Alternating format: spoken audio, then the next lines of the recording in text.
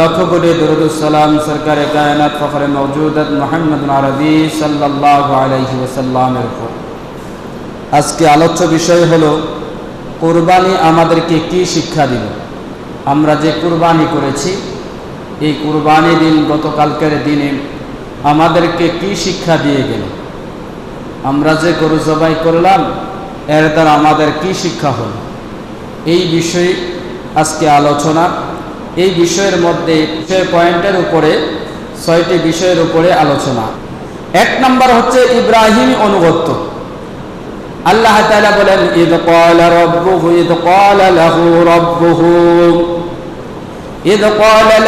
রাব্বুহু যখন তার প্রতিপালক তাকে বললেন আসলিম তুমি আত্মসমর্পণ করো, তখন ইব্রাহিম আলাইহিস সালাতু ওয়াস সালাম বলেন ক্বালা আসলামতু, হে আমার রব, হে আমার প্রভু, আমি পরিপূর্ণভাবে আপনার কাছে আত্মসমর্পণ করলাম।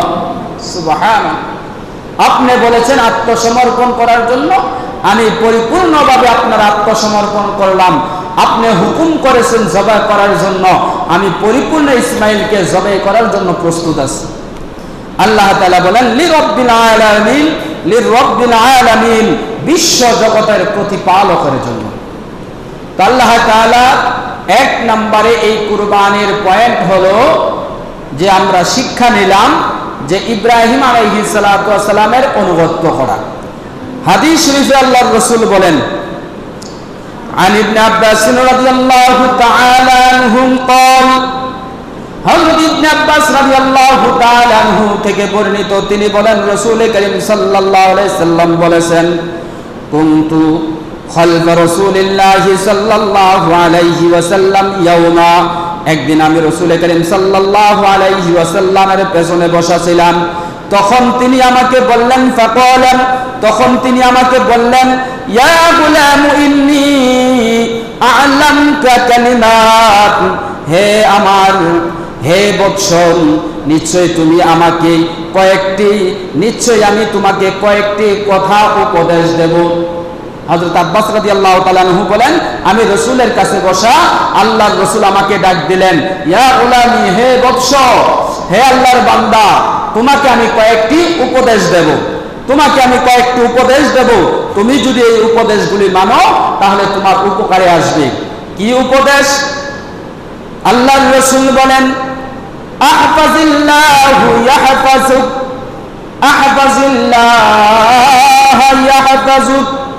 আল্লাহর রাসূল বলেন তুমি আল্লাহর বিধান ও হকের হেফাজত করো, আল্লাহ তাআলা তোমার হেফাজত করবেন। সুবহানাল্লাহ, আল্লাহ তাআলার বিধান ও হকের হেফাজত তুমি করো, তাহলে আল্লাহ তোমাকে হেফাজত করবে।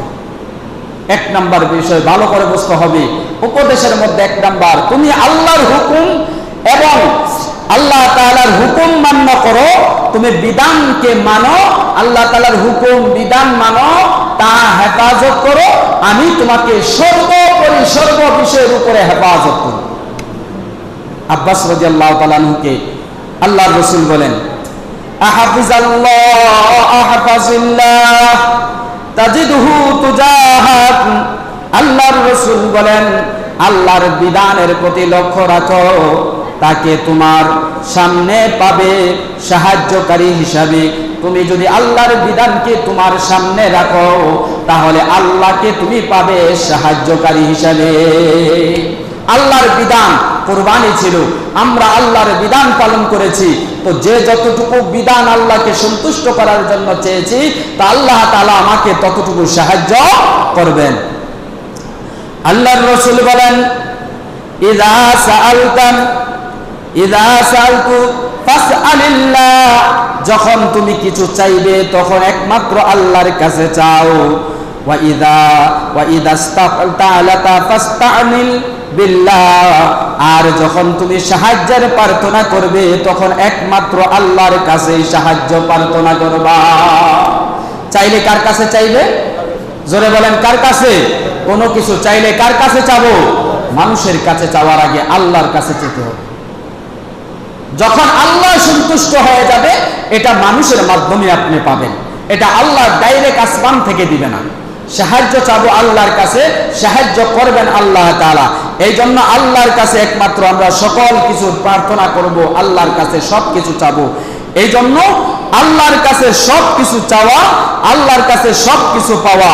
এই জন্য এক নম্বরে ইব্রাহিম আলাইহিস সালাতু ওয়াস সালামের অনুগত্য, দুই নম্বরে ইসমাঈল আলাইহিস সালাতু ওয়াস সালামের ত্যাগ। আমরা যে কুরবানি করলাম, এই কুরবানির বিষয়ের উপরে পয়েন্ট হলো যে ইসমাঈল আলাইহিস সালাম যে ত্যাগ স্বীকার করেছেন, কি পরিমাণ ত্যাগ স্বীকার করেছেন। হযরত ইব্রাহিম আলাইহিস সালাতু ওয়াস সালাম যখন বললেন, ক্বালা ইয়া বুনাইয়া ইন্নী আরা ফিল মানামি আন্নী আযবাহুকা ফানজুর মাযা তারা। হে ইসমাইল, আমি স্বপ্নে দেখেছি তোমাকে রাতের বেলা জবে করেছি, স্বপ্নে দেখেছি। মাযা তারা, হে ইব্রাহিম, তোমার এর মধ্যে কি পরামর্শ আছে, তোমার কি পরামর্শ আছে? আমি স্বপ্নে দেখেছি তোমাকে জবাই করতেছি। আল্লাহ তাআলার স্বপ্ন নবীদের সব সময় সত্য হয়, তাদের স্বপ্ন কখনো মিথ্যা হয় না। ইব্রাহিম আলাইহিস সালাতু ওয়াস সালাম সন্তানের কাছে বললেন, মাযা তারা, ও আমার সন্তান, বলো তোমার এর মধ্যে কি পরামর্শ। সাথে সাথে সন্তান আল্লাহ তাআলার সেই কুরআনুল কারীমের বাণী বললেন, ইয়া ক্বালা ইয়া আবাতি ফাআল মা তু'মারু সাতাজিদুনি ইনশাআল্লাহু মিনাস সাবিরিন। ইসমাঈল আলাইহিস সালাম বললেন, ক্বালা ইয়া আবাতি ফাআল মা তু'মারু, হে আমার বাবা, রাত্রে আপনি যে স্বপ্নে দেখেছেন তা বাস্তবায়ন করুন। অর্থাৎ আমাকে জবাই করতে দেখেছেন, আপনি আমাকে জবাই করে ফেলুন। সুবহানাল্লাহ। এই যে নিজের জীবনকে ত্যাগ স্বীকার করলেন, এটা হলো ইসমাইলি ত্যাগ।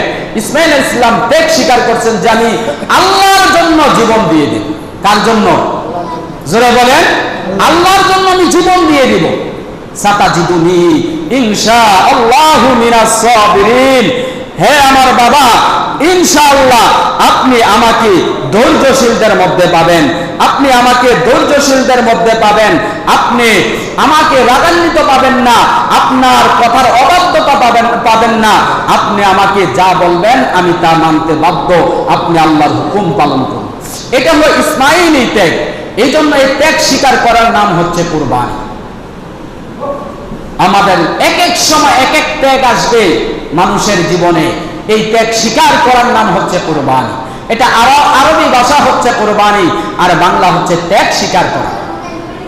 মানুষ যে জীবনের ত্যাগ স্বীকার করে, এই যে ইউরোপ কান্ট্রিতে, লন্ডনে যাচ্ছে, ইটালিতে যাচ্ছে, বিভিন্ন দেশে যাচ্ছে, এই যে বিভিন্ন সমুদ্র বহে চোরা লাইনে যাচ্ছে, জীবনের ত্যাগ মায়া শেষ করে দিয়ে প্রবাসে যাচ্ছে না?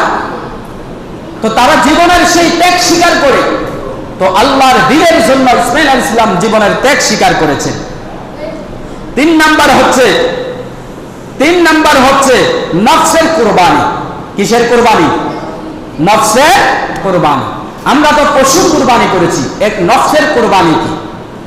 নফসের কুরবানি হচ্ছে, মুফাসসিরিন ইকরাম এর মধ্যে কয়েকটা বিষয় লিখেছেন। নফসের কুরবানি হচ্ছে এক নম্বরে যে নফসে গুনাহ চাইলে গুনাহ থেকে বাঁচার নাম নফসের কুরবানি। আমি গুনাহ করব না, নফসে চাইতেছে গুনাহ করা, আমি গুনাহ থেকে বাঁচবো, এটা হলো নফসের কুরবানি। এটা নফসের কুরবানি। এই জন্য আরেকটা বিষয় হচ্ছে যেটা আমাদের জাতীয় কুরবানি, ঈদুল আজহার কুরবানি। মুফাসসিরিন কেরাম লেখে, তুমি কুরবানি করবা পশু, বলে বনের পশু কুরবানি করার আগে তোমার নিজের মানুষত্বের পশুটাকে কুরবানি করো। পশু কুরবানি করার আগে মানুষের ভিতরে কিছু পশুত্ব আছে, ওই পশুত্বটাকে কুরবানি করো। যেমন হিংসা, এটা হলো পশু। মানুষ কখনো হিংসা অন্তরে রাখতে পারে না। আপনি দেখবেন আপনার এলাকায় একটা কুকুর যখন একটা গরুর হাড্ডির মধ্যে কামড় দিছে, আরেক কুকুর দেখলেই হইছে, এই দুই কুকুরে কামড়াকামড়ি শুরু করে দেয়, ঠিক না? দেখে তাহলে এই যে হিংসা, এটা কুকুরের স্বভাব, এটা মানুষের স্বভাব না। এই স্বভাবটা যাদের অন্তরে আছে, কুরবানি হচ্ছে পশুর রক্ত যখন গরু থেকে, পশুর রক্ত যখন পশু থেকে প্রবাহিত হয়, বকরি থেকে প্রবাহিত হয়, ওট থেকে প্রবাহিত হয়, তখন সেটা এই পশুত্বের সাথে সাথে যেন আমার নফসের পশুত্বটা বের হয়ে যায়। কুরবানি মানুষের নফসের ভিতরে যে পশুত্ব আছে এটা বের করে দিতে হবে, এর নাম হচ্ছে কুরবানি। হে অহংকার, এটা মানুষের ভিতরে আছে, এটা হাইওয়ান জানোয়ার অহংকার থাকবে, মানুষের থাকবে না। যখন এটা ঢুকবে, বলে তোমার গরু কুরবানির সাথে, তোমার ওটের কুরবানির সাথে, দুম্বা কুরবানির সাথে, বকরি কুরবানির সাথে রক্ত প্রবাহিত হওয়ার সাথে সাথে তুমি তোমার মন থেকে নফসের সেই পশুত্বটা বের করে দাও। এটা হচ্ছে নফসের কুরবানি। এই জন্য এই নফসের কুরবানি আমাদেরকে হাসিল করতে হবে। নফসের কুরবানি যতক্ষণ পর্যন্ত আমরা হাসিল করতে না পারবো, ততক্ষণ পর্যন্ত আমরা পরিপূর্ণভাবে আল্লাহর বিধান মতো চলতে পারবো না, আল্লাহর হুকুম মতে চলতে পারবো না। আল্লাহ রাসূল সাল্লাল্লাহু আলাইহি ওয়াসাল্লাম ইরশাদ করেছেন যে আল্লাহ তাআলা যে কুরবানি, এই কুরবানির বিষয়টা হচ্ছে তাকওয়া, মনের অন্তরের বিষয়। অন্তরের বিষয় তাকওয়া। তাকওয়া কোনো দেখানোর বিষয় না। তাকওয়া কোথায় থাকে? অন্তরে। তাকওয়া কোথায় থাকে? অন্তরে। আল্লাহর রাসূল সাল্লাল্লাহু আলাইহি ওয়াসাল্লাম বলেন, আন আবি হুরায়রা রাদিয়াল্লাহু তাআলা আনহু قال قال رسول الله صلى الله عليه وسلم إن الله لا ينظر إلى صوركم وأموالكم। আল্লাহর রাসূল সাল্লাল্লাহু আলাইহি ওয়াসাল্লাম বলেন, নিশ্চয় আল্লাহ তাআলা তোমাদের বাহ্যিক চেহারার দিকে এবং তোমাদের সম্পদের দিকে তাকান না। আল্লাহ তাআলা তাকান ওয়ালাকিন ইয়ানজুরু ইলা কুলুবিকুম ওয়া আ'মালিকুম। আল্লাহ তাআলা তোমাদের কলবের দিকে এবং আমলের দিকে তাকান। সুবহানাল্লাহ। আল্লাহ তাআলা কোন দিকে তাকান? কলবের দিকে। কোন দিকে? মানুষের অন্তরের দিকে, মনের দিকে তাকায়। আর তোমার সম্পদের দিকে তাকায় না, তাকায় তোমার আমলের দিকে। মানুষের কিসের দিকে তাকায় আল্লাহ তাআলা? অন্তর এবং আমলের দিকে। আমার মনে করেন যে আল্লাহর রাসূল বলেছেন, সুওয়ারিকুম ওয়া আমওয়ালিকুম, নিশ্চয়ই আল্লাহ তাআলা তোমার বাহ্যিক চেহারার দিকে তাকায় না, তোমার চেহারা কি সুন্দর না কালো। তোমার সম্পদের দিকে তাকায় না, তুমি কয় কোটি টাকার মালিক, এগুলির দিকে আল্লাহ তাআলা তাকায় না। আল্লাহ তাআলা তাকায় কিসের দিকে? কুলুবিকুম ওয়া আমালিকুম, তোমার অন্তরের দিকে। যে তোমার অন্তর আল্লাহকে কতটুকু ভালো সন্তুষ্ট করতে চাও। তোমার সম্পদ আছে, এই সম্পদটা আল্লাহর রাস্তায় কতটুকু ব্যয় করতেছো, কতটুকু আমলের করতেছো, এই দিকে আল্লাহ তাআলা চান। আল্লাহ তাআলা বান্দার সম্পদের দিকে তাকায় না, আল্লাহ তাআলা একমাত্র তাকায় বান্দার চেহারার দিকে। যতক্ষণ পর্যন্ত বান্দার চেহারার দিকে আল্লাহ তাআলা তাকায় না, যে যদি বান্দার চেহারার দিকে তাকাইতো, হাদিসে আসছে যে হযরতে এই যে বেলাল হাবশী রাদিয়াল্লাহু তাআলা আনহু কখনো ইসলাম ধর্ম গ্রহণ করতে পারতেন না। কারণ পৃথিবীর ভিতরে সমস্ত সাহাবায়ে কেরামদের মধ্যে থেকে সবচেয়ে নিকৃষ্ট চেহারা ছিল হযরতে বেলালের। এত কুৎসিত, এত কালো ছিল হযরতে বেলাল। যদি আল্লাহ তাআলা চেহারার বান্দার চেহারার দিকে তাকাইতো, তাহলে এই চেহারার মানুষটা কখনো ইসলাম ধর্ম গ্রহণ করে নবীজির আগে মেরাজের রাতে জান্নাতে যাইতে পারত। আল্লাহ বান্দার কিসের দিকে তাকায় না? চেহারার দিকে তাকায় না। যদি আল্লাহ বান্দার সম্পদের দিকে তাকাইতো, ওয়া আমওয়ালিকুম, হাদিসে আছে ওয়া আমওয়ালিকুম, আল্লাহ যদি বান্দার সম্পদের দিকে তাকাইতো, এই পৃথিবীর জমিনের মধ্যে সবচাইতে ধনাঢ্য ব্যক্তি ছিল কারুন। এই কারুনের চাইতে সম্পদশালী কেউ ছিল না। 70টা ওট, শুধু তার স্বর্ণ মুদ্রার যেই বক্স ছিল, বাক্স ছিল, 70টা ওটে তার স্বর্ণ মুদ্রার বক্সের চাবির বোঝা বহন করত। এক একটা ওটে কত মন টন টানতে পারে। সেই কারণের এত সম্পদ ছিল, 70টা ওটে শুধু তার সম্পদের চাবি বোঝা বহন করত। যদি আল্লাহ তাআলা সম্পদের দিকে তাকাইতেন তাহলে কারুনকে চিরদিনের জন্য হাদিসে আছে আল্লাহ রাসূল বলেন কিয়ামত পর্যন্ত সে নিচের দিকে যাইতে থাকবে। কিয়ামত পর্যন্ত সে নিচে যাচ্ছে, আজও নিচে যাচ্ছে, নিচের দিকে শুধু ধাবিত হচ্ছে। এত সম্পদ থাকার পরও আল্লাহ তাকে ধ্বংস করলেন। যদি আল্লাহ সম্পদের দিকে তাকাইতেন তাহলে কারুনকে ধ্বংস করতেন না। এই জন্য আল্লাহ নবী বলেন যে আল্লাহ তাআলা বান্দার চেহারা এবং সম্পদের দিকে তাকায় না, আল্লাহ তাআলা তাকায় আপনার আর আমার মনের দিকে। আল্লাহ তাআলা তাকায় আপনি কি আমল করেন, আমি কি আমল করি। এই জন্য আমল অন্তরের বিষয়, কুলুবিকুম আমাদের অন্তরের বিষয় হচ্ছে যে তাকওয়া, এটা হাসিল করা, এটা হাসিল করা। এই হাসিলটা আমরা কখন বুঝবো যে এই হাসিলের দ্বারা আমার কি লাভ হয়েছে?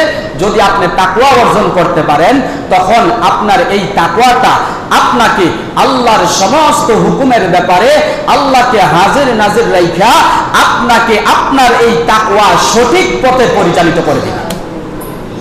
যখন আপনি বুঝতে পারতেছেন যে আমি সঠিক পথে মনে হয় আসতেছি, মনে করবেন আল্লাহ তাআলা আপনার তাকওয়াটা মজবুত করতেছে। এই জন্য আমাদেরকে এই কুরবানি থেকে আমাদের শিক্ষা নিতে হবে যে আল্লাহ তাআলা আমাদের এই কুরবানিকে, যে নফসের কুরবানি, তাকওয়া অর্জন করা, কুলুবিকুম, এটা অন্তরের বিষয়, এটা বাহ্যিক কোনো দেখার বিষয় না। 5 নম্বরে অহংকার। এই কুরবানির দ্বারা মানুষের অহংকার সৃষ্টি হয়। এই জন্য আল্লাহ তাআলা কুরআনুল কারীমে নবীজি হাদিসের মধ্যে বলেছেন যে কুরবানির দ্বারা অহংকার আসে। কিভাবে অহংকার আসে? যে অহংকার আসে আমি 5 লক্ষ টাকা, 10 লক্ষ টাকা, 20 লক্ষ টাকা দিয়ে কুরবানি দিচ্ছি, আমার একটা টাকার একটা গরম। এরকম অহংকার আসে কি আসে না? এরকম অহংকার, এর থেকে বাঁচার জন্য আল্লাহর রাসূল সাল্লাল্লাহু আলাইহি ওয়াসাল্লাম বলেন, আল্লাহর রাসূল সাল্লাল্লাহু আলাইহি ওয়াসাল্লাম বলেন ওয়ালা তুযগরু হাদ্দাকা লিন-নাস। আর তুমি অহংকার, আল্লাহ তাআলা বলেন, আর তুমি অহংকার বশত মানুষের কাছ থেকে তোমার মুখ ফিরাইয়া নিও না। এমন অহংকার করিও না, মানুষকে অবজ্ঞা করিও না, তাকে ছোট বলে অবহেলা করিও না। যদি তুমি তাকে অবহেলা করো, জানো এই কাজটা কি? ইন্নাল্লাহা লা ইউহিব্বু কুল্লা মুখতালিন ফাখুর। আল্লাহ তাআলা বলেন বান্দা এই জিনিসটা কি জানো? এই জিনিসটা এত বড় নিকৃষ্ট। আল্লাহ তাআলা বলেন নিশ্চয়ই আল্লাহ কোন ধাম্বিক ও আত্ম অহংকারী ব্যক্তিকে পছন্দ করেন না। যে অহংকার করে তাকে কে পছন্দ করে না? আল্লাহ পছন্দ করে না। এই জন্য এই কুরবানির সাথে একটা অহংকারী ভাব ছিল। আমরা শিক্ষা নিতে পারি এই কুরবানির বিষয় থেকে যে অহংকার অন্তর থেকে আমরা ধুয়ে মুছে গরুর পশুর রক্তের সাথে অন্তর থেকে মানুষত্ব তৈরি করা আর অন্তর থেকে এই পশুত্বটা বের করে দেওয়া। যে কুকুরের যে অহংকার ভাব, হিংসার যে ভাব, এটা অন্তর থেকে বের করে দেওয়া, এটার নাম হচ্ছে কুরবানি। এই জন্য